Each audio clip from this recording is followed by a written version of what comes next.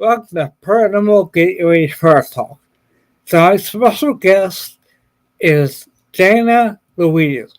Dana is a wife, mother of two sons. She lives in St. Paul, Minnesota, and has worn many hats over decades. Her past includes a finalist on a reality show in Norway called FOR NORGE. She owned a food truck, was a Death Doula, Reiki Master Teacher, Minister, PhD Thought Field Therapy, and Level II Practitioner. Today, Deanna completely commits herself to her work as an author and speaker. Her personal experiences with the weird began with still in the crib in the early 1960s when the Greys began to visit her. It's all covered in a memoir. This is going to sound weird, which can be found on Amazon or Barnes Noble. The last 10 months after this was published, a mysterious man handed Dana a classified file about her father. It's a complete proof of his involvement in NASA and more. Dana feels that she was traded for alien tech science infancy. Learn more about DanaLouise.com and we're on YouTube. Without further ado, let's bring Dana. There you go. Hi, hello. Thanks for having me. Sure, thanks for coming on. I was looking forward to it. Yeah, it's been a while. I think we booked this. Feels like I don't even remember how long ago it was. April. Oh my God, was it that long ago? Yeah. April. Holy moly, how time flies. That's hilarious. Yeah. Oh my gosh. Well, I'm glad we both remembered. I'm of a particular age. Like sometimes I don't remember. I have an Excel sheet. Okay. I have paper. I have a little, I'm old school. This stuff on my calendar on my phone. I got to look at all of it. I'm sorry. I'm just a boomer. I just whatever. So if it's written down on my calendar and I highlight it, then I feel good that way. If it's in the web or something, it makes me nervous. I like things to be solid, which I think you can understand. You've read my book, so I think you get where I'm like, I like solid things. Anyway. All right. So, yeah. Thanks. Thanks for having me. Yeah, sure. I was born in the 60s also. Yeah, I know. It was the best. It was the best. It was the best of times. No, yeah. The 70s were best. Well, right, but leading in from the 60s, yeah. Leading into the 70s. If you were a teenager in the 70s, you were living large. It was so but in the 60s, you have the best TV shows, like Dragnet and... Yeah, that's true. Oh, my God, that's so funny. Yes, right. Oh, my God. So... Yeah, so you want to start off with your earliest memory when you were in crib and how you realized you're being visited. Yeah. So I was in my crib. I remember being in my crib, and I know it's really hard for some people to be like, how can you remember being in a crib and all that kind of stuff? And what I say is that I feel that when you have like a trauma, such as gray aliens in your room and all that, any kind of a trauma for a baby, it ignites your awareness. I feel like most babies have a nice, lovely beginning and all those kinds of things. You're not really being attacked in bed. And so you wouldn't naturally have those memories because everything was like smooth and copacetic and all good. So I was an infant and I knew I couldn't stand up or walk. And I'm in my crib. And my first memory is that I heard this noise, which startles me and wakes me up. And, you're from back in the day, and anybody who's older, such as we are, would remember window shades were like before. I mean, I know they had blinds. They had blinds like we have, but I mean, now it's prevalent. Where back in the day it was kind of like this thick sheet of something, and it was like canvas. Almost. Yeah. Yeah. Kind of waxy. Yeah, like Yeah. canvas thing. And it was on a magnetic Mm, clutched contraption kind of a thing. So you yeah. roll it up and down like one big sheet, like it was a screen or something. Yeah. But there was a magnetic clutch. So it's like it would stop if you stopped, or you could pull it down. Yeah. But anyway, so us kids, if you pulled it down real hard and let it go, it would go flying up, and your parents would come running. It would make a noise. Your parents would come running in and be like, "Stop doing that. You're going to break it." And all that kind of Yeah. stuff. Right. So that's what happened, is the metallic or the magnetic clutch in the blind went up, and startled me awake. And I looked over there, and I saw what appeared to me to be like a gray balloon. It just kind of looked like a balloon at first. And then I'm like, oh, like there's features in the balloon. And so I could make out the big eyes and all this kind of stuff. And you have to know, like, this was a 50s Rambler, actually. Well, it was 1960 when it was built, but literally like a 50s Rambler is what you would typically call it. But the windows were high enough off the ground where my dad would need to get a ladder, to clean the windows. He was probably 6'2", maybe I don't know if the top or the bottom of the windowsill would be his height. I haven't been at that house for forever, but it wasn't like you could walk up a normal person and stick your head in the window. It was too high off the ground. Anyway, so here was this balloon, which makes more sense. But then I'm like, oh my God, it's a thing. And I noticed at the same time, like a very, I get the chills, bright white light. Like I've never seen a bright light as white as this bright light. And so, but it was going around the room, like looking, like searching kind of a thing, like, there was one light. So I'm doing two fingers. I'm like, okay, one light searching around, and which we were on a road. And of course, if like headlights were going by with a car, that would be smooth and level. It wouldn't be searching around, and they would be duller and not pointed at the window because the windows were higher up, like I just said, and then there was a humming and a vibration. Mm-hmm. And so I see this balloon head. I'm like, what the heck? I'm seeing what's going on in the room. I'm feeling what's going on. There's a vibration and a noise, which a lot of people with some alien contact things, they don't have a humming or a noise. But this was confirmed by a woman who lived behind me. We got together like through Facebook just a couple of years ago. She goes, Dana, I remember the humming and the noise, which was very confirming for me. I didn't think after all these years that somebody would confirm to me that they heard the noise and everything like that. And then we recalled as children, we did talk about it. So anyway, so here's this humming and stuff like that. But you have to know, every time I've encountered an alien, there's a certain vibration in the room. It's a certain frequency. It's like this. It's this vibration. I don't know how to explain it. And I feel like that's their atmosphere that they're used to. And all I can say, please know, all I can say is my experiences and my assumptions. And when you assume, you make an ass out of you and me. But anyway, so but I've always, throughout my life, I've met aliens and a couple other species, but they've always had this frequency. And the Hindus even report some of what they called gods back in the long time ago, who were now discovering were probably aliens as well, that they called it fire and some other element, and so I'm thinking they're describing this vibrational feature as well, which also says to me that these types of aliens, or many forms of aliens, can't survive, like be walking around on the planet as in our atmosphere, like a fish can't. They need their atmosphere.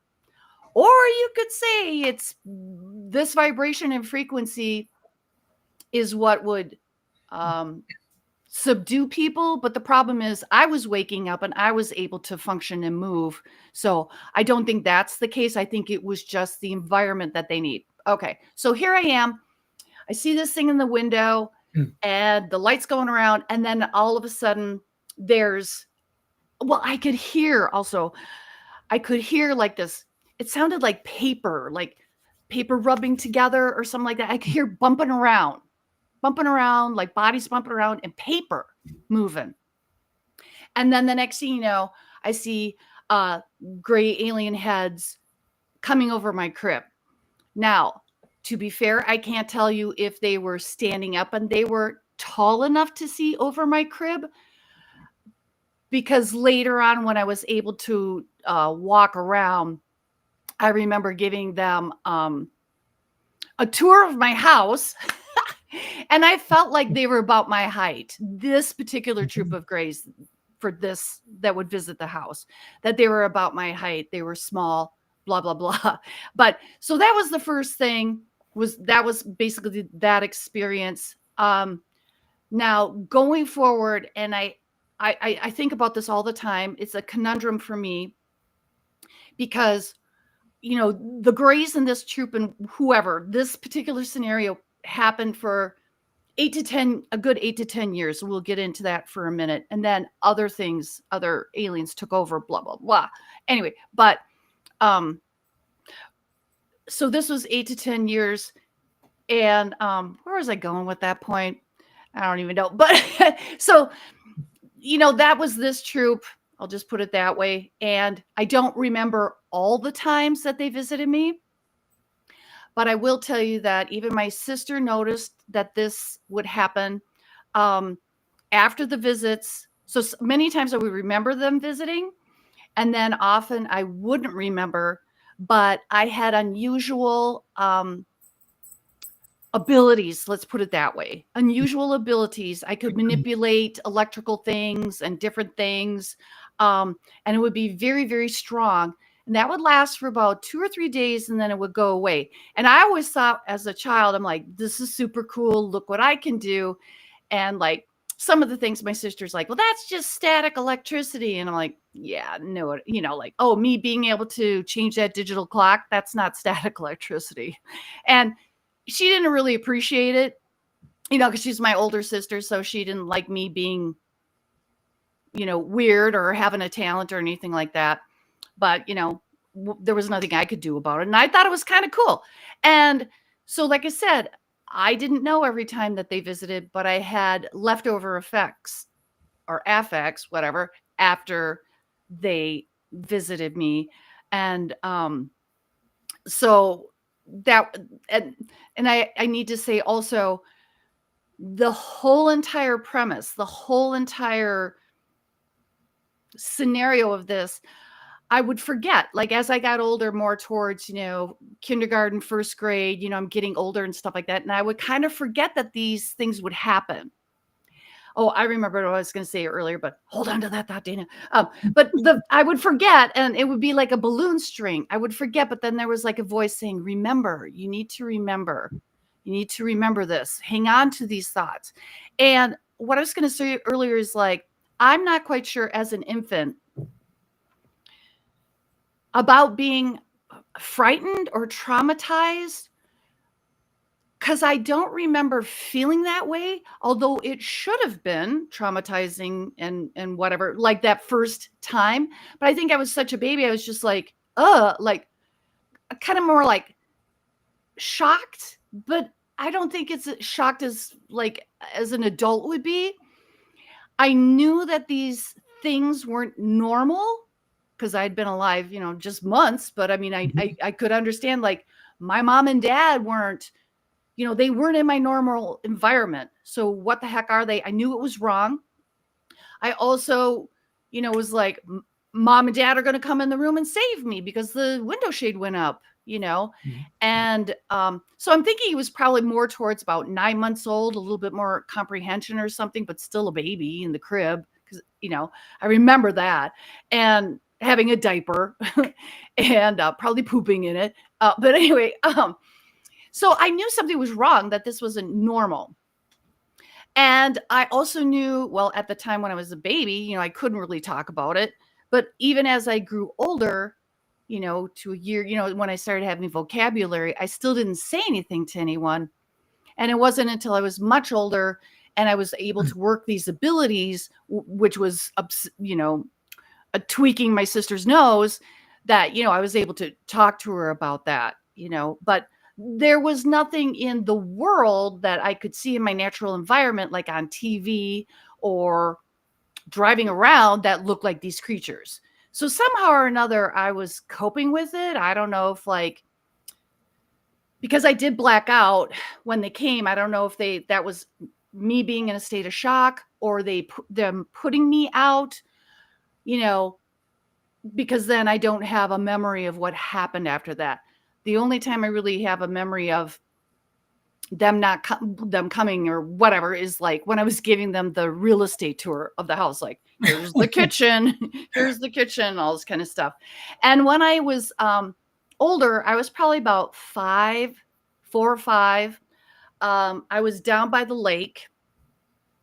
We had a lake, so it's like we live in a neighborhood, like I said, and then there's the street, and then there's the other houses, and behind the other houses was this man-made lake. And it's the 60s. And so my mom was probably inside smoking, drinking coffee, talking on the phone, not really paying attention to me. Most kids were feral back then. Yeah. And I'm down at the lake with the other kids and blah, blah, blah. And I'm at the end of the lake and I'm standing down by the water looking at the shoreline. And all of a sudden I'm booped up the hill into the trees. And at that point, I saw a different troop of aliens. And again, there was like this frequency, this movement. It's like you could see them, you couldn't see them. It's kind of out of the corner of your eye, but maybe like flashing. It's hard to explain. These felt like they were a little bit taller at that time, a little taller, and maybe not my troop, because these creatures were coming during the broad daylight. So I'm booped up there, and then, this whatever happened, and then I'm booped down back to the shoreline. And then I looked up, and I'm like, oh, I felt like, the Close Encounters of the Third Kind, there's the little boy in there, and I don't remember what his name was right now, but, and he's like, oh, toys, and all this kind of stuff. And that's how I felt, because I was looking up the hill, like, come back, like, show yourself to my friends, like, let's play, like, come on, like, why are you guys hiding, kind of a thing. And then, so I'm doing that. I'm trying to look to see if I can see them from back down where I was by the water. And I couldn't see that. I'm like, are they gone? But I was kind of like, I was calling out to them, like, come out, let's play toys. Anyway. And then in that moment, I felt a sharp pain on my buttocks, on my backside. So it was kind of upper left side above my cheek split, whatever you want to call it. And it felt like I got stabbed with like a stick, like if somebody poked a stick in my butt. And it hurt so much that I ran home, because it was painful. And which I don't know if other people have experienced something like that or not. So I ran home, and I remember I used to have to use like a little stool to climb up onto the counter. And we had this huge mirror, those ranch houses back in the 60s, whatever, they had those big mirrors. And I remember trying to look to see what had happened, because I knew nobody had done that to me. And it was smooth. There was no bleeding, but there was an indentation there. And I was like, what the heck? I don't know. Years later, fast forward, in the 90s, I was down at the end of the block, just like 2 houses away, talking to my neighbor. She's an English teacher, blah, blah, blah. We have kids the same age. We're just talking. And I'm standing there talking to her, and I'm like itching my head. And because I thought I had a zit back here. And you know how like when you're talking to somebody, but there's something else going on, like you have an itch or, blah, blah, blah, and you want to get it, but you're still talking to that person, but you have a secondary conversation going on in your head. So my secondary conversation was like, oh, here's this zit. What about this zit? And it popped. And I was like, okay, I'm going to look at the zit on my finger, right? And I was expecting some pus. And I'm glad that I was talking to my neighbor. I'm glad that I was talking to that neighbor, because she understands it. She's a person who really helped me back in the early 90s to somebody that I could talk to about things, because I really didn't have anybody to ever talk to about this. Like when I dated my husband, no, I never told him aliens used to visit me. Are you kidding me? Because you open up your mouth about aliens and, everybody runs. So I never mentioned aliens to my husband the entire, like most of our marriage. Anyway, now he knows. But so anyway, there's the pus, expected pus. And she's still talking. And then I look, and it's not white pus at all. It was like this gray square screen on my finger, pretty little. So it was probably about that big. I don't know if it's about that big. Anyway, it's little. Okay, so this is the early 90s, blah, blah, blah. You have to remember technology. We didn't have our cell phones on us or with us. And I'm like, what the heck? And she stopped talking. She goes, what's that? Because she gets it. She's like, what's that? And I'm like, I don't know. And she goes, it looks like a microchip. And I'm like, yeah, it looks like a microchip. So she takes her finger and she pulls it off of my finger. Now she can examine it, and she's trying to break it. Like if it was a piece of dirt or cinder, you know what I mean? Yeah. Could have been, but it was perfectly square, and it looked like it was kind of technology, and she was trying to break it. And then she's like, it doesn't even smash in between my fingers. And we're both like, look, like our heads are basically hitting each other. And we're looking at it and talking. Now it's not disintegrating in her finger, but then all of a sudden it vanished. And we both went, what the heck? Wow. And here's the deal. Here's the best part. When I met her and blah, blah, blah, and she made me feel safe enough to talk about my experiences, and she didn't have any alien experience, but she was cool. But she did say to me, you've had these alien experiences. You might have implants. Okay, remember, it's the 90s. People weren't really talking about this stuff. She's like, you probably have implants on you. You should work to get rid of those. I'm like, well, how do you do this? And there was this woman, and I think her name was like Whitworth or something like that. We went and visited her. I visited her a couple of times, and she kind of did it etherically, like she's like magically or whatever. And so anyway, so my friend, when this happened, she goes, well, you've been doing those sessions with this woman. It must have worked. And I'm like, I guess so. So this was an actual implant. I had been working on it etherically or magically or prayerfully, however you want to term it. And so I'll pop this thing. Now, was it the same implant in my rear end? Worked its way all the way up? I can't tell you. I have no idea. But I just know that implant came out. Oh, I got to go back to the lake scenario for 1 second. And it wasn't until I was writing my book, and this happened many, many times. You read my book, so you know this. I would literally be writing, and I'm trying to put myself back in the scenario. Like, what was the day like? How did it feel? Like, blah, blah, blah. I tried to really put myself back in the moment, and a lot of new memories would bubble up. So I was writing about this whole getting this implant down by the lake, and all of a sudden I was like, oh, snap. You know whose house that was? It was my dad's boss's house. My dad's boss's house. And to your audience, I'll just say right now, I always wondered, always knew, but couldn't substantiate. And I told my sister this, blah, blah, blah. And, having not known anything, because this is, back in the day. I'm like, I was traded for alien technology. I know I was traded for alien technology. And so my dad died in 2010. And at my dad's funeral, a mysterious man came up to my sister and myself and said, okay, first of all, you need to know my dad was an electrical engineer, worked for Honeywell, Univac, and all those, Sperry Univac back in the day, blah, blah, blah. And he's like, I don't know why they fired your dad, because he changed the supercomputer. He was a genius and all this kind of stuff. And we were like, fired?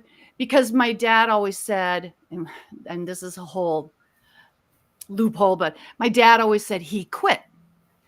And so so he was saying, no, they fired him. And fast forward just to last year, I was at a conference in Florida, and I just got a lot of new information and stuff. And I've met some people who were at Montauk and all these kinds of things. So it occurred to me that when this situation happened, when my dad got fired and or quit, I do believe it was the end, and we'll talk about this in a second. I believe it was the end of my working with the Greys, and that I think they had me paged for going to Montauk, like Camp Montauk. And I think my dad said, no, you're not taking my daughter. Thank you, God. So he quit and or at the same time got fired because he wouldn't do what they wanted him to do.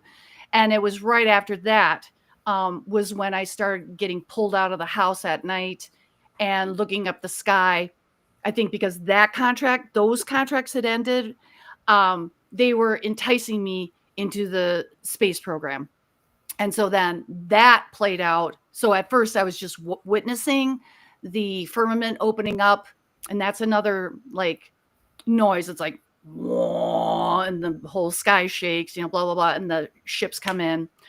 And so at first I was just watching the ships, but then after a while I was on the ships. And so, after that I was on the ships up in the air, and I was on ships on rivers like the Panama Canal and various rivers, and at smaller airports. And basically I was kind of like a witness. It's a long story. But anyway, okay, so back to being a little girl, back to here come the aliens. And so here's my one of my many receipts, is that my parents took me out of school. It was, God, I got it. I never can remember the date. I need to remember this. Like, I can't remember my name sometimes. Oh God, these are my bluing glasses. My blue light glasses. Where are my normal glasses? Oh, right in front of my face.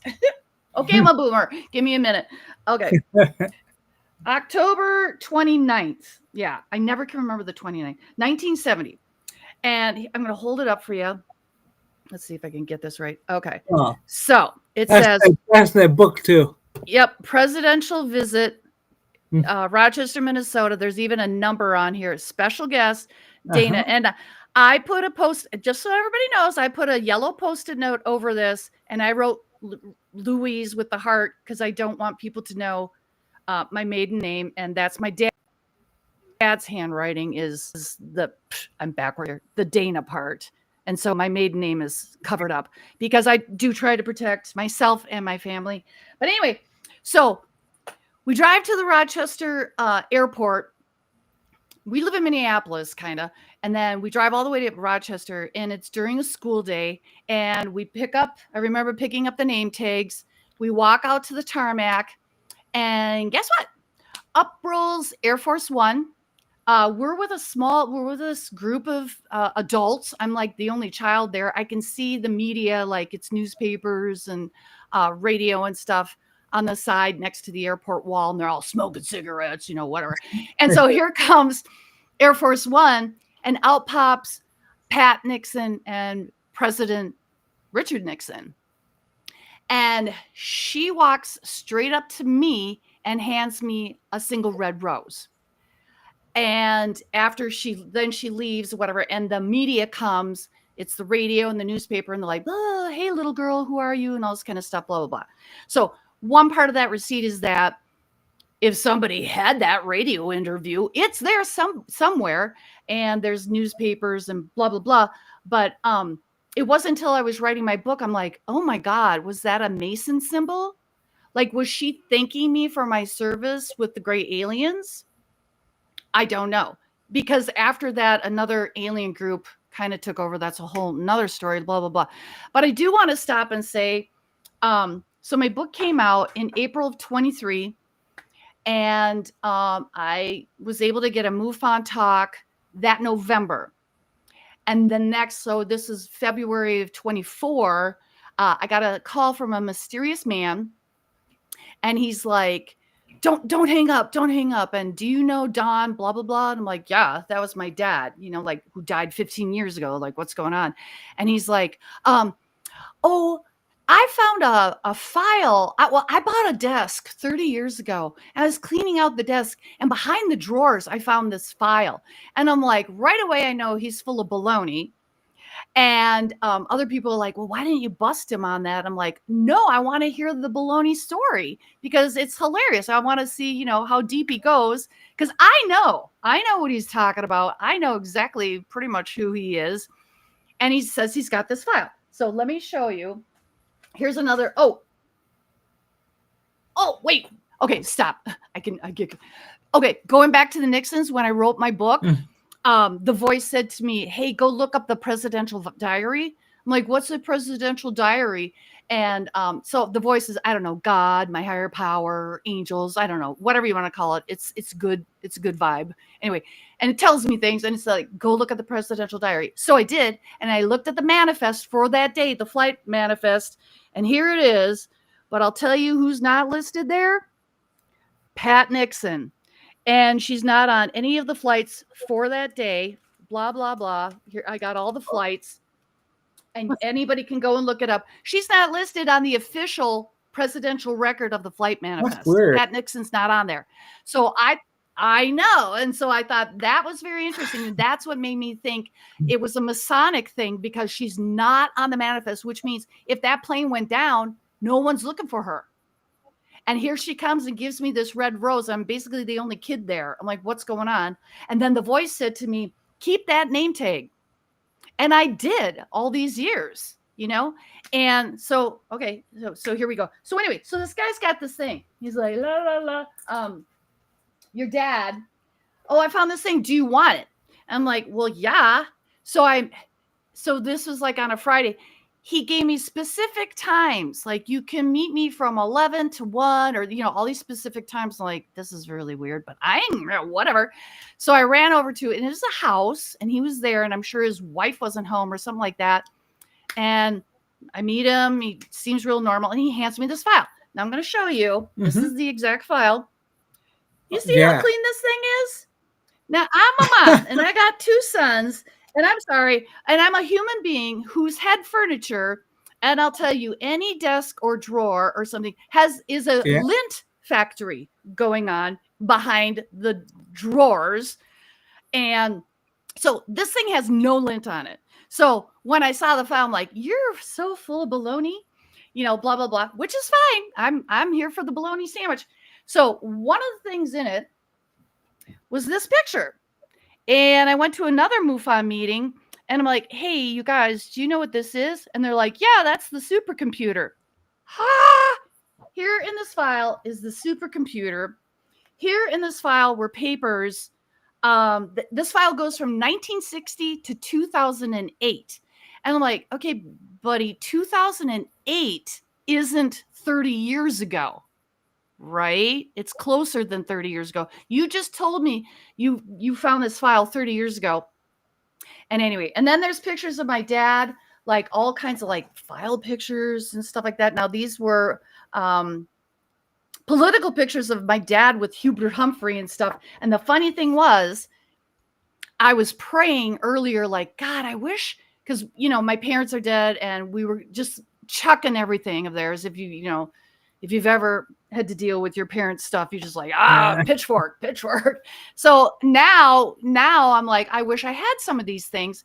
And then I don't know how much time it was later. Here come the pictures of Hubert Humphrey and all this kind of stuff. So the papers go from 1960 to 2008.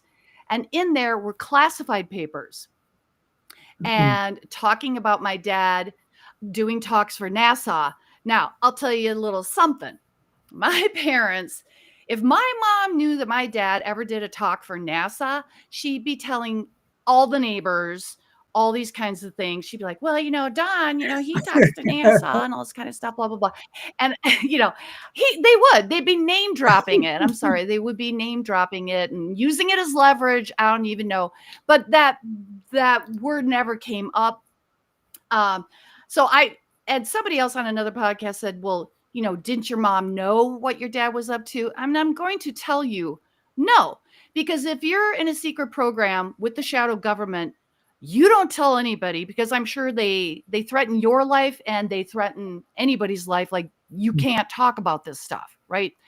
And the voice said to me also, take a picture of this one page in the file. So I took a picture of it, and I'm not thinking, I'm just Dana. I'm like, okay, whatever you want. And then I posted it on Facebook, and people were like, oh, your dad was at Wright Patterson. And I'm like, yeah, so what? And they're like, oh, he must have been reverse engineering the Roswell spacecraft or other alien spacecraft. And I'm like, oh, you guys know about this. Like, I didn't know. Fast forward also back to this guy who's handing me this file. He goes, I wish I knew your dad. I wish I worked with your dad. Oh, sidebar, I thought you just found a file in the back of the desk. And I'm like, oh, okay. I'm acting dumb. I'm blonde. Anyway, so I'm like, you wish it, I'm like, were you an electrical engineer? And he's like, no, I'm an IT guy. Which in my head, I'm laughing even more, because I'm like, oh, IT. So you work with very specifics. Like, you're not going to tell me, like, 30 years ago, I bought a desk and he's seen the inside of it. 2008. That's not 30 years ago. Still isn't 30 years ago. And I'm like, so your bologna sandwich is getting layered and layered, and it's got a lot of mayo and mustard on it. So I thought it was hilarious. But anyway, so that's how I got the file. But when I sat down with my husband, who, now knows about the book, but he's never read it, doesn't, he just kind of wants to stay out of all of this. Even he was shocked, because, I'm sure in my husband's head, he could be like, well, Dana, whatever, aliens, I don't know, blah, blah, blah. But then to look at classified papers and all these pictures, and I mean, there's a lot in here. Even he had to admit, like, okay, well, what are you going to say? It's very truthful. That is, there it is, black and white or whatever. So for me, it was like, after all these years, to get confirmation is how I felt about it. Like, thank you. And thank you, God. And like, here's confirmation that what I suspected all these years is true. I take it as truth that my dad was working on classified things, that he was talking to NASA, going to Wright Pat, and all this kind of stuff. I'm sure there's more little things that I don't understand in this file. If I showed it to somebody else, they'd probably go, oh, baby. Anyway, so it was very confirming. And that kind of helped me, like, calm down a bit. Like I don't have to prove, it's kind of like, how can you prove these things? You can't prove these things. But here was proof that came to me from out of the blue. And it's also proof that there are agencies and people working behind the scenes who want to help us, who want to help our voices get out there, who want disclosure. Otherwise, that file should have been thrown away. Why was that file still around? And I'm sorry, it didn't have any lint on it. And he did not put it in a different file folder, because I asked him. That's the file folder. And I asked him because it was kind of like, I'm hoping his brain was clicking too. I'm sure it was, because I'm sure he's kind of like, oh, busted. She noticed it's not full of lint, like 30 years full of lint. And besides which, my dad hadn't worked for Honeywell or Univac more than 30 years. So very unusual. How did papers from 1960s get into this file? I don't know. Anyway, that's enough of that. I don't know. I know. Blah, blah, blah. I talk a lot. Yeah. Yeah. Yeah. So I didn't know if you had any other questions, but okay, well, I'll tell you this. The Super Space Program, what I'm going to say is that children, and I also have to, if you watch the Big Bang show, Sheldon's girlfriend, Amy, every once in a while is in a pajamas. And you'll remember this. We used to wear in the 70s these colorful pajamas with these odd patterns on it, exactly what Amy's wearing. And it's got a yoke and these sleeves. It's like Little House on the Prairie kind of a thing. That's exactly the pajamas I was wearing at the time when this first started. So my contract ended with the Greys. They wanted to send me to Montauk because, I had unusual gifts and powers. So I'm sure they wanted to zap my brain.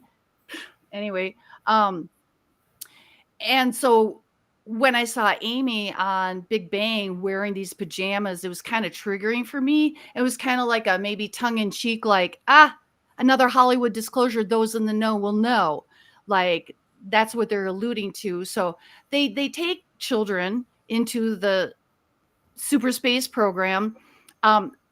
Also, more Hollywood disclosures, like the movie Ender's Game. Ender's Game was children, because children don't fully understand.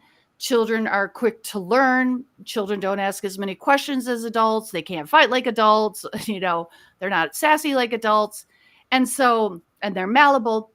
So I think that's kind of how, like I said, I was being enticed standing there in the front yard. And then after a while, I found myself on the ships.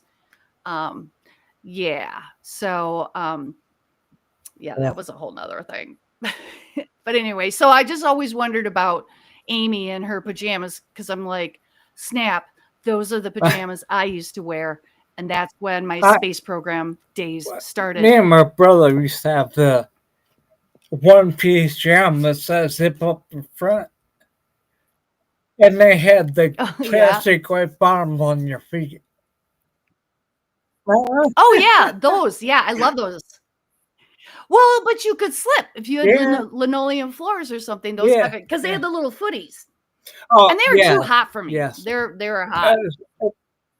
It's like the ones like in the Christmas Story when what's the boy, I want to say Ernest, it's not his name. Whatever. Yeah. Ralphie. When Ralphie comes down in the bunny suit.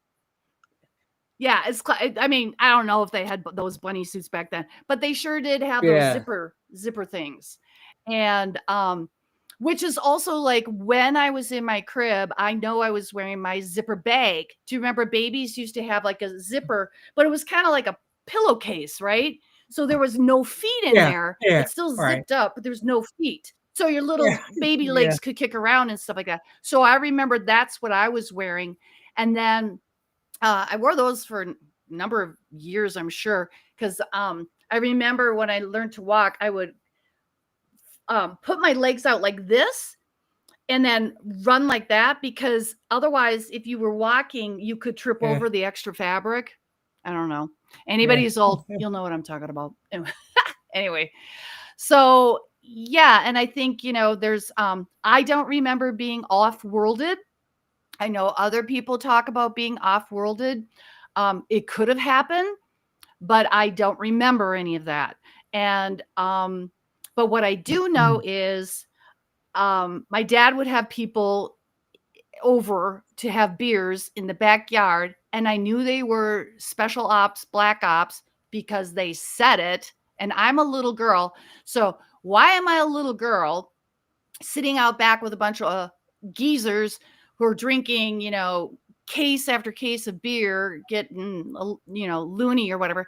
And, people would say military things to me and stuff like that. I mean, it was just kind of highly unusual. And I've always had a lot of military people say things to me or disclose things to me. And I'm like, why are you telling me this?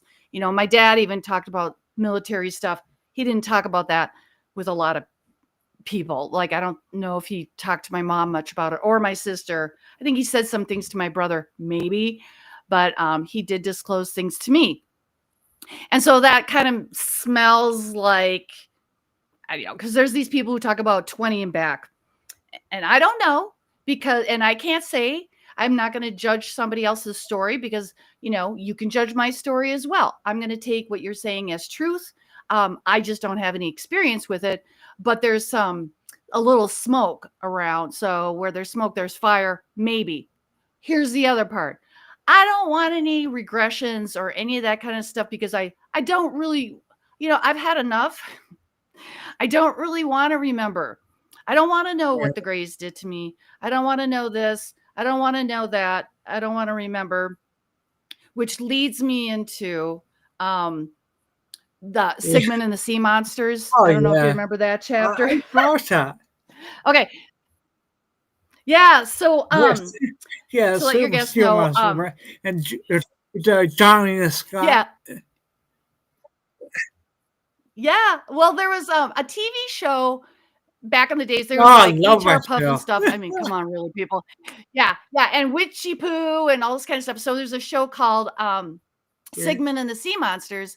And so when this next incident happened, I was like, oh my God, they're like little Sigmund the Sea Monster in that, I think it was Craft or Sid Croft or something like that shows. You got to look them up. Yeah, they had the bugaboos. Remember, the bugaboos are in the air and everywhere. So there's these crazy 70s shows.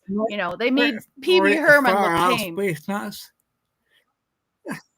Yeah, far out, way out.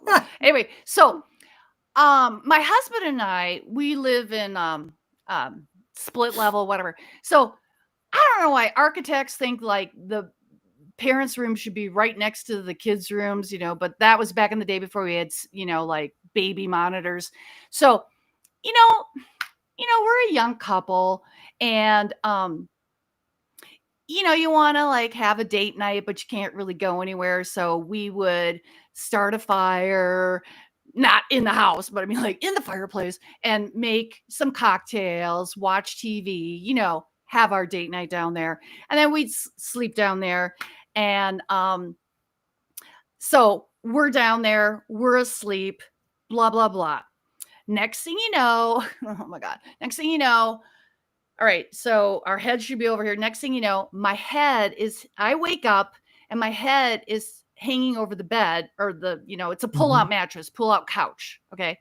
And my neck is hurting. So the first thing is my neck is hurting, my head is kind of hurting. I'm like, what the heck? Like I'm getting a headache and I'm not prone to headaches. And I'm like, what the hell? Ooh, excuse me, I swear, I'm sorry. And so I'm like, what? And I open up my eyes. So I'm looking upside down. And there's only one door into this room and there's a little hallway and then there's a staircase going up and it leads around the house or whatever. So what I see is, and it's kind of light, you can't really see this drawing, but so I'm like, here's my feet. Oh, wait, I'm so backwards. Here's my feet. This is the hall. And you can kind of see like there's this creature. Yeah. And there's a bunch like behind him, like they're all coming in. Joom, joom, joom. They're all coming in. And it looks like that.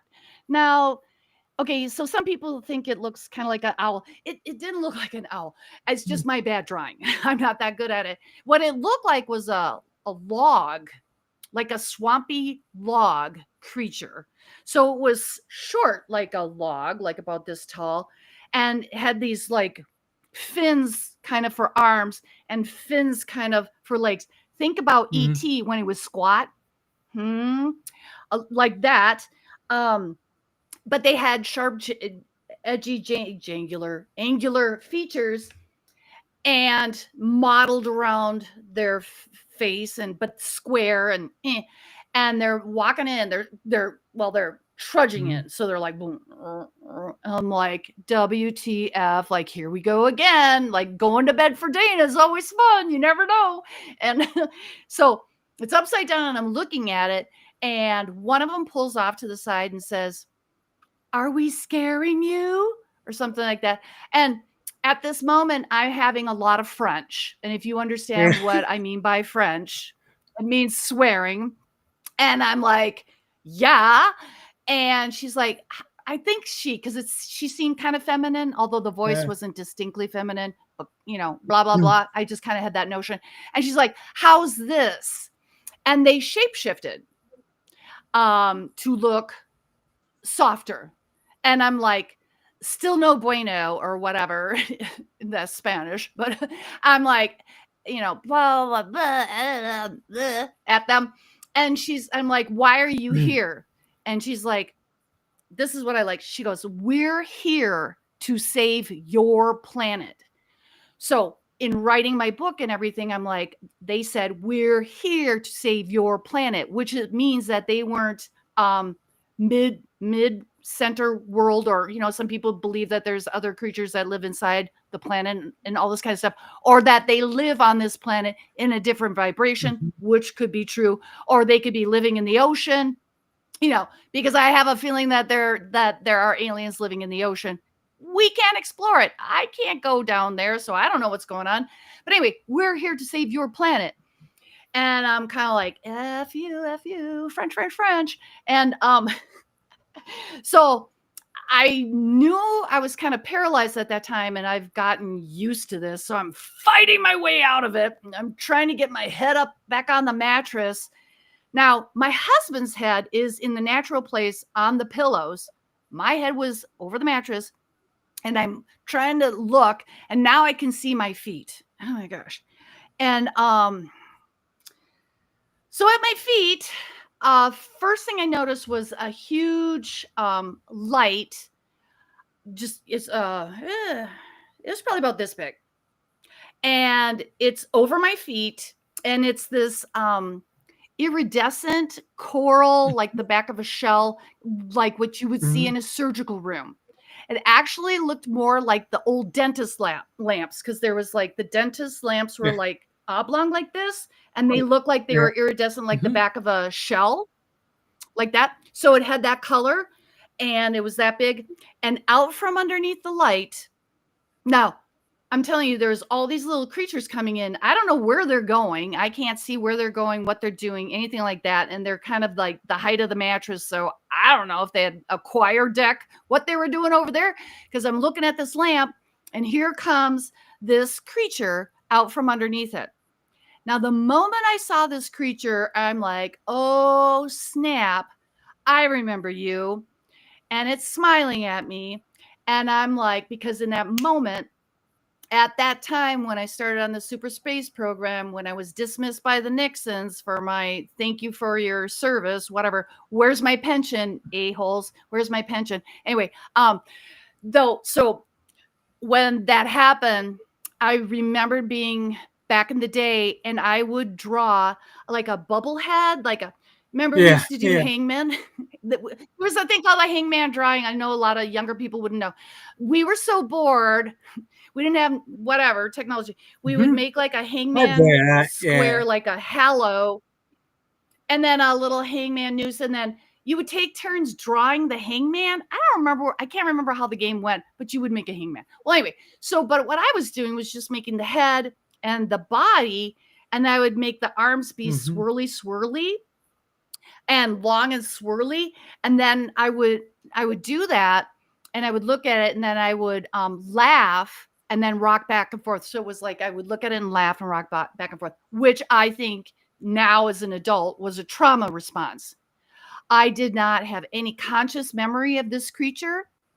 I would draw pictures of it, but I didn't know it until this moment happened. And thank you to, there's a guy called Mr. Gray or whatever, and he's on Facebook, and I was on his show, and he's like, can you draw these things?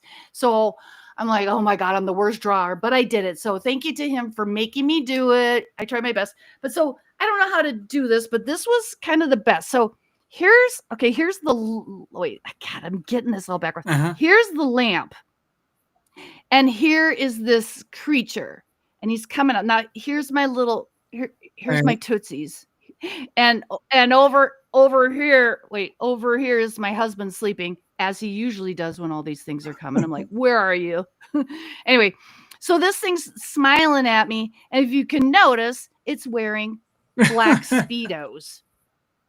And it's smiling at me. Now, I've never seen any alien wearing fabric or clothing. And his hips were probably about this big. They were very small, very skinny. And he looked, if I can recall by memory, like very beigey white. I don't know. I don't think he was so much gray, but more of a skin tone, but very, very light, almost plasticky skin looking. I don't remember nipples because, of course, I'm looking at his face and his Speedo. Like, what the hell? Don't worry about sorry. Anyway, I swear like a sailor. I try not to on shows. I don't want people, you can boop it or, get rid of it. But I'm so sorry. I mean, of course, if you met these things, you would swear too, like a sailor. But anywho, so here is this creature, and I had this recollection immediately. So now at that point, it's like, oh, and the whole room had the vibration going on. Okay. The whole, all this kind of stuff. And I already fought through my, if you want to call it sleep paralysis or whatever paralysis they typically put you under, I'd fought my way through it. I'm looking at him and he's smiling, looking at me, and he starts to come over me. Okay. Yeah. Just crawling over me. End scene. Like I'm out. So again, I don't know if that's me blacking out or them putting me out. Both, who knows, but you would black out too. Anyway, so next morning I wake up. Now just thank God, obviously, because I'm still here. I wake up and I'm back in bed the right way with my head on my pillow, but I'm naked. Now, I just told you earlier that it was a date night thing, but my husband and I are very modest people, and we have sons, baby sons and stuff like that. And I was in my modesty as a mother, I would never walk around naked or show my naked body, once they, I did breastfeed, but you know what I mean? But I'm like, I did not walk around and show my body to my sons. We are very modest people. And so we don't sleep in the nude. First of all, if there was something that happened, I'm not going to get up and run around with my belly flopping all over, and all the kind of stuff, like fire. I think a lot of people, and I don't wear negligees. I don't have that kind of money. So I typically wore, just like I'm wearing now, t-shirt, underwear, and all that kind of stuff. So I'm ready to rock and roll. I've got boys. So I always had clothes on when we go to bed. And I'm naked and I'm back in my proper place, which says to me that I'm naked. I'm like, uh-oh. So I look over the side of the bed, and sure enough, in a perfectly round puddle the bottom was my shorts, in there perfectly, my underwear, my shirt. Oh, and I had socks too.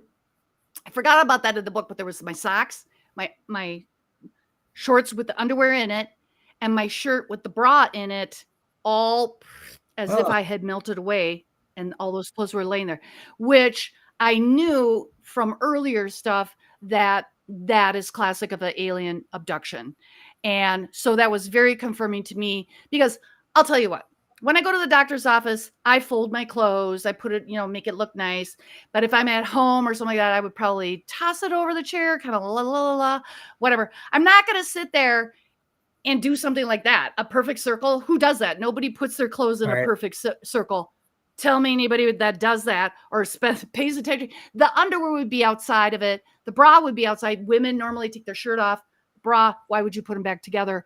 So I was like, that was receipts for me, very confirming that the aliens had visited. Now, okay, so my conclusion was they stole my eggs, because why else would they need this big lamp? They must have stole my eggs. Now, fast forward to when I'm writing my book, I'm, in the process, and I just finished this chapter, and I was talking to this woman, and she's like, oh my God, well, because I'm like, they stole my eggs. And they're like, well, more than that. And I'm like, well, yeah, they might have had their way with me. There's probably some space pornography or something somewhere. I don't get any residuals for that either, plus my pension. Anyway, but I'm like, huh? And she goes, no, you don't get it. I'm like, what? She goes, they had your husband's sperm. And I'm like, oh, God, because I had never thought of that. I'm like, now, okay, if I wasn't mad before, now I'm boiling mad, because now they have 100% my children.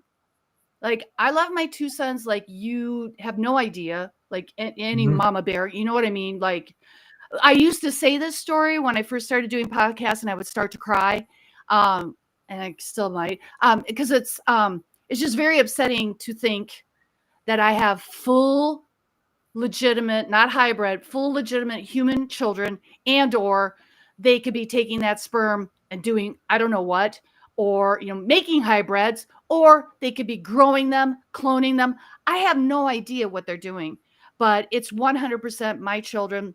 And my two sons also know it was my three sons, but anyway, that was the show. Anyway, but they also know I'm like, hey, if somebody comes up to you and they look a little bit like you, they probably are your brother or sister, because they legit have the family jewels.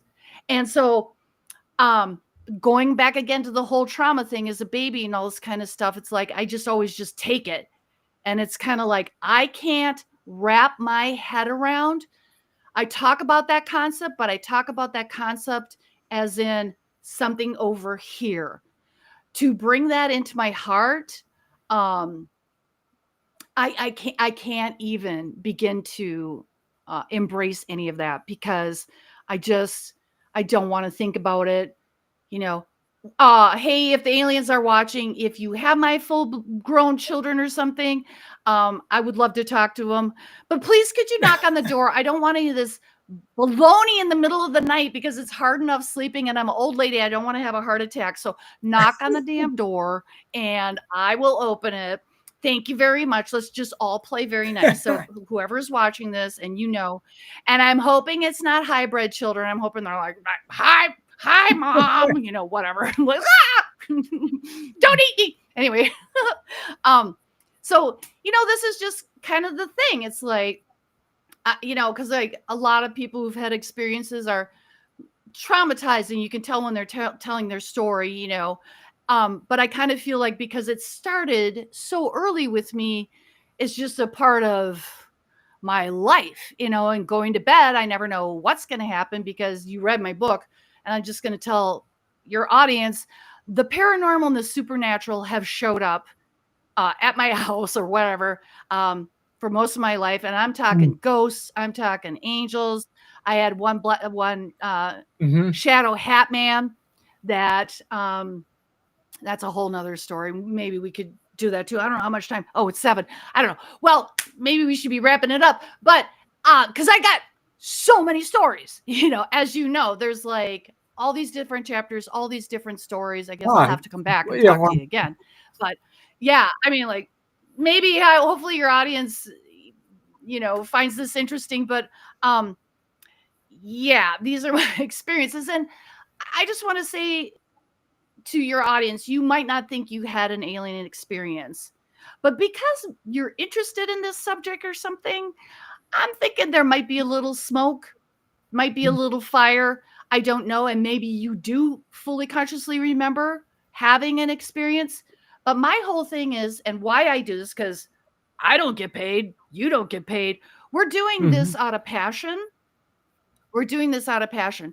And one of the things I want to also say to people is that, I spoke about having these special gifts and everything like that. And that continues to this day, not as when the day after the aliens and stuff, but I've had powers and things that I don't understand. And they come up out of the blue. I don't even know, as you read in the book, like, what the heck? And like 100 people have witnessed some of this stuff too. So it's not just me making it up. It's real deal. But, it's not something that I'm like, oh, look what I can do.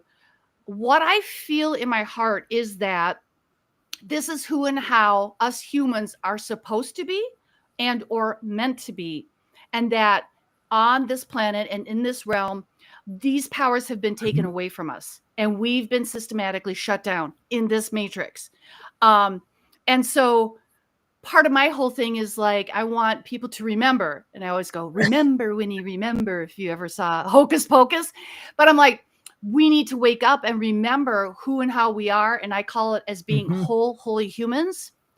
That, if you believe in the Jesus story or any of that, I kind of believe he was a guy to show us, to help us wake up. Now, I don't know if Jesus actually was around. I don't know because I wasn't there. I can't say. But there's a lot of stories about this guy. And whether he was real or not real, there are these stories. And these stories say to me that this is our capability. And I feel like if we all had our powers that we're supposed to have, there wouldn't be governments. There wouldn't be need for any of these things. This is all a controlled system. And so they need us to be stupid and cut off from our true source of who we are. Source and God source. And so that's also in my book. I wasn't going to put any energy exercises, but then Spirit, it was a long story, but anyway, Spirit had to come to Jesus with me or whatever. And they're like, hey, if this is your one chance to talk to humans, what do you want to say? You can't leave out these exercises because so I'm like, okay, like the book just kept getting weirder and weirder. At first, the book was very vanilla for the first 3 years of me writing it. I thought I was going to write in like 6 months because they're always like, write what you know. And I'm like, well, I know this. And the first 6 months I sat and looked at a blank page. I'm like, how the heck do you start a story like this? I didn't know. That's a long process. Anyway, so I'm like, okay.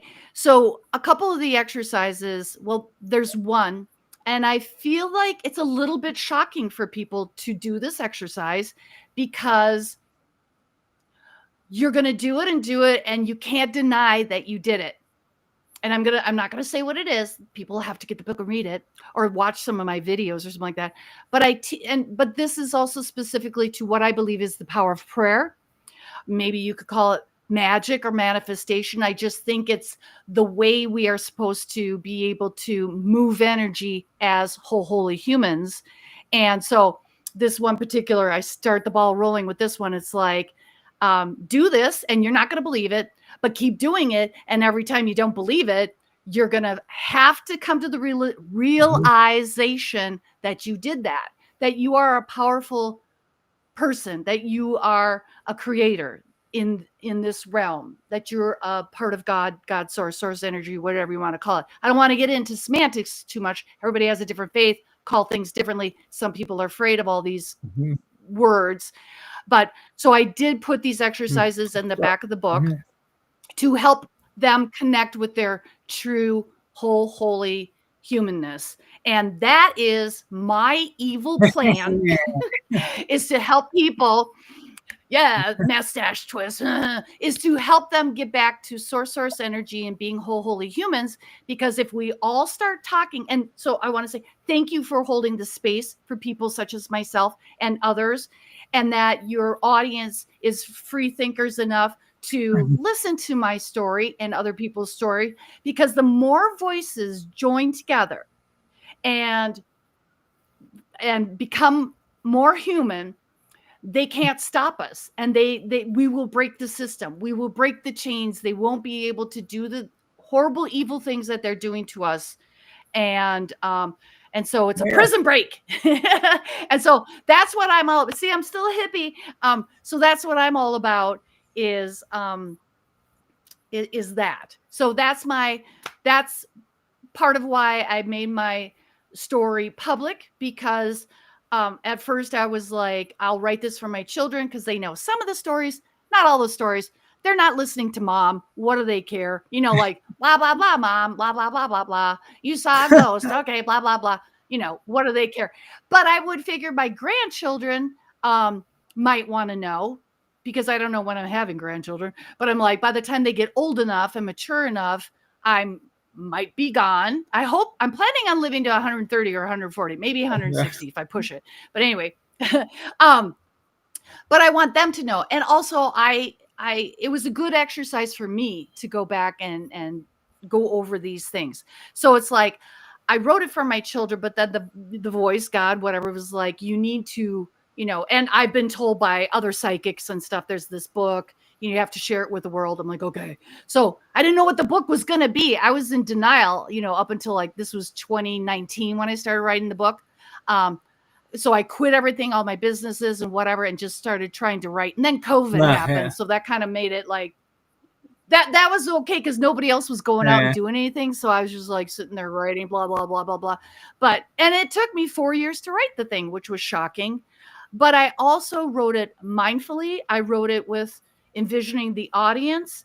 I do have, Reiki Master Teacher, although I don't believe in Reiki anymore. I'm sorry.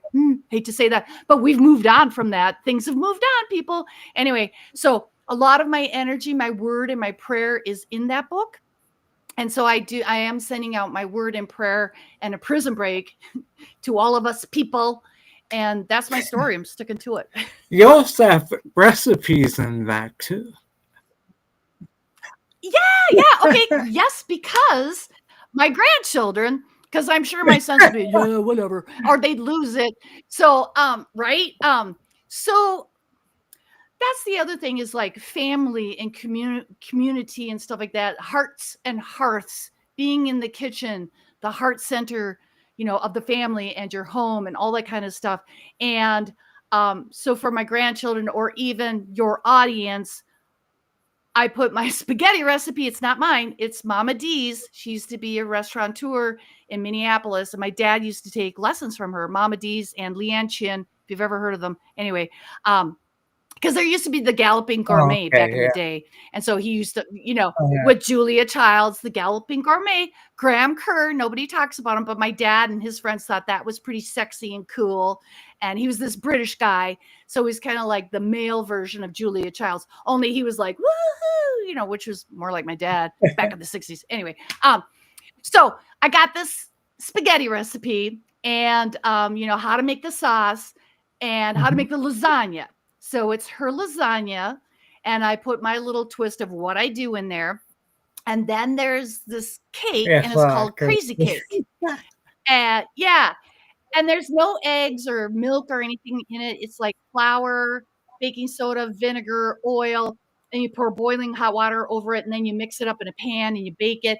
But then I put like this bechamel white sauce on there, and then this incredible gooey black sauce on top of it.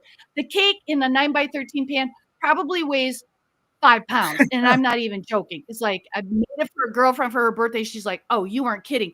But all the women were like, oh my God, this cake. This is so good. I'm not, it's because it's kind of bitter. I don't know how to describe it. It's a chocolate cake, but it's so ding dang good. Oh my God. I could literally eat that whole 9x13 So pan. a 5-pound cake. It is. It's very heavy. You've never it's almost like, I guarantee you it weighs more than if you just put a 9x13 cake full of water. Like there's substance to it. Like it's cement. Cement's heavier than water. Like, damn, this cake. And oh my God, I just love it so much. So try that. But the reason why I did it was because, there's energy around food, and you're stirring and you're mixing love into your food and sharing it. And I know that my dad and people are around me, loved ones are around me in spirit. And so I feel that my children and their children's children, when they make this lasagna, it will be calling me into their kitchen, and I will be there with them. Or this cake, I will be there. And I guarantee you, to everybody in your audience, your loved ones are there as you do these things. And let me tell you this, and this was in the book, but everybody, if you want to have a little experiment, when you're playing a game, let's say, I don't know, like a board game or one of them was like it was a game kind of like Cards Against Humanity, but it was like who dis. So it was like somebody got a new cell phone or something like that. And then they would be like, there's a question, and then everybody puts their cards in, and then the judge picks a card or one that they like or fits the situation or whatever. Like Cards Against Humanity. Like apples to apples, same thing. But this one, so what we do is we do a spirit plate, and we also do a spirit plate when we eat. We'll put a little bit of food of each of the foods, and we'll put a little snit of beer or whatever, and we'll put it for a loved one. But when we play these games, I put a little snit of beer, some peanuts or whatever we're snacking on, and then see, I'm clearing. I told you I'd be clearing. This is because I'm an energy worker. I clear energy and burp when I do that. So sorry, excuse me. But anyway, I'm clearing energy. But anyway, so when we do this, we play with this spirit hand. So we'll put extra cards down for the spirit hand. And, when you put one in, you take one out and you give it to them. So whatever game you're playing, you can play with the spirit hand. And I'm going to tell you, when I've done with with random people, random friends who don't know anything about it or whatever, it freaks them out.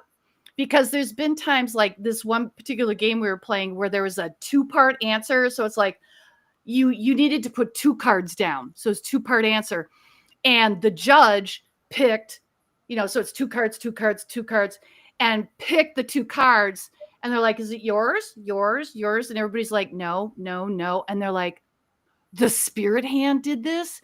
I mean, they were dumbfounded. Like, there's no way that the spirit hand could have picked these 2 cards. Like, this is incredible. And I've done this so many times with other people, and a lot of people kind of get up and have to walk around like, no way, like that didn't happen. Like that's crazy. Like that's impossible. And I love that. So what I also love about that is like, like I said, say there's 3 people or you need more people.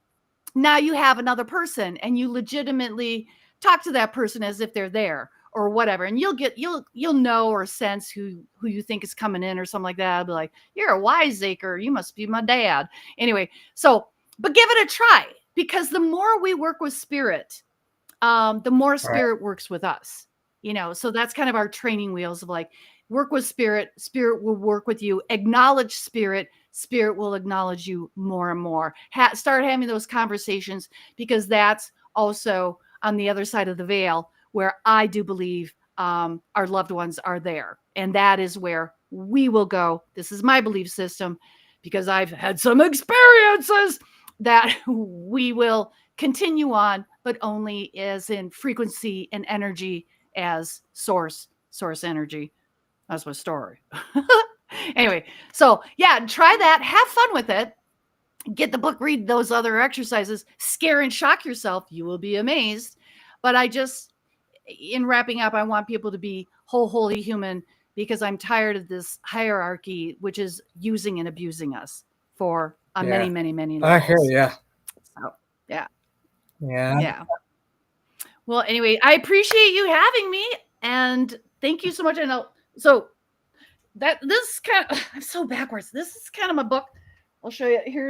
Here's a copy of it. So it's this is gonna sound weird, and you can get it on Barnes & Noble or Amazon. You can also find me at danalouise.com. And then you can find my Facebook and my Twitter.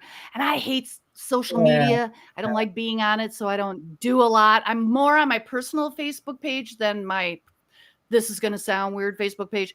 But on X or Twitter or TikTok, blah, blah, blah. I'm a boomer. I don't like all that stuff. I don't even carry my phone with me half the time. But if you want to look me up, if you want to connect with me, please do. But also, please come forward with your stories, because like I said, the more voices we have, the better.